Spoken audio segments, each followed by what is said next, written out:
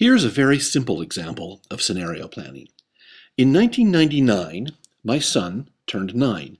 For his birthday, he received a book from his aunt in America, a big hardcover novel about a boy named Harry Potter. The book was called Harry Potter and the Chamber of Secrets. Well, I'm sorry to report, but Malcolm put it on the shelf and forgot about it. I mean, who was this Harry Potter fellow anyway? Nobody ever heard of him. You see, the craze had not yet begun. But 2 years later, it did. The first Harry Potter movie came out, and as everybody now knows, unless you've been living under a rock, Harry Potter is a global phenomenon, making J.K. Rowling the richest woman east of Wichita. Now, flash forward another couple of years. Malcolm's now 14 years old, and like everyone else his age, he's a big Harry Potter fan. One day, he comes bounding into my study, shouting, "Dad, Dad, I'm rich! I'm rich!" I asked, "Hey, what's all the excitement about?" And he said he'd been on the internet and he discovered that his Harry Potter book had become a collector's item. You see, his birthday present was not just an old book, but a first edition. And books just like his were being sold online for the princely sum of $300. "Fantastic, young man," I said. "So I guess you're going to sell it." And possibly that was the stupidest idea Malcolm had ever heard. "Dad, are you joking?" he said. $300, that's chump change. I'm going to wait a few more years, and I'm going to sell it when it's worth a ton of money. Look, Dad, it's simple. I've done the math. And he showed me a graph. He said, in 1999, the book cost $17.95. Now it's 2004, and it's worth $300. So, obviously, every 5 years, the price goes up 17 times. His graph proved that the book would appreciate in value over the next 20 years as follows. In 10 years, it would be worth $83,700. This made me raise my eyebrows a bit. And then he said, "When I'm 34, 20 years from now, you won't believe it, Dad, the book will be worth $23,343,000. I'll be rich. I'll never have to work a day in my life." That was my cue to sit Malcolm down and explain that yes, his book had gone up in value very quickly, but that was not a guarantee that it would keep going up at the same rate. The future doesn't always proceed in a nice straight line. It might be better to sell it before the price, perhaps, goes back down. "Goes down? How can that happen?" he said, obviously not believing such a disaster could be possible, just when he discovered he was a potential millionaire. "Well, how much do you think a first edition book from the Chip Hilton series is worth today?" I asked. "Chip Hilton? Who's that?" he said. And I said, "Well, thank you, son, for making my point. You see, back in the 1950s, there was a whole series of Chip Hilton books, and now the man is totally forgotten.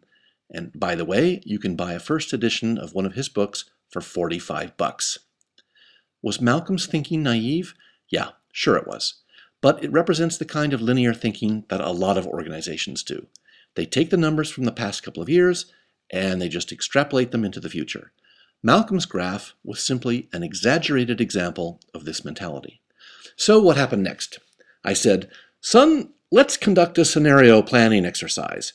Your book is like a business, and you're trying to maximize its value, aren't you? So what are its main value drivers?" And Malcolm said, "Can you speak English, Dad, please?" And I said, "Sorry, son. Okay, you want your book to be worth a lot of money someday, right? So if you close your eyes and think about the future, what are the 2 most important things that have to be true so your book will be as valuable as possible?" He thought for a moment and said, "Well, Harry Potter still has to be really popular." "Right. What else?" "The book still has to be in really good condition." "Also right." In other words, externally, the business landscape has to be favorable. Has Malcolm got any control over this? No, he doesn't. The best thing he can do is anticipate changes in the environment in a timely way. But internally, the business itself, and in this case, the book and its values stand for a kind of business, if you see, has to be healthy. And here, Malcolm is in complete control. So the first task was easy to figure out. Malcolm had to keep the book in pristine condition. That meant no risk of fire, no dog, no little sister. But when it came to the external market landscape for his book, things were a little more difficult.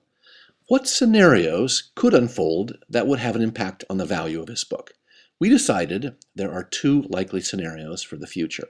Scenario one we called Big Harry. The Harry Potter phenomenon in this scenario stays big. Maybe it even gets bigger, but probably not a lot. After all, at this stage, the Harry Potter books and movies were already wildly successful all over the world. Realistically, could the craze get even bigger? We didn't think so.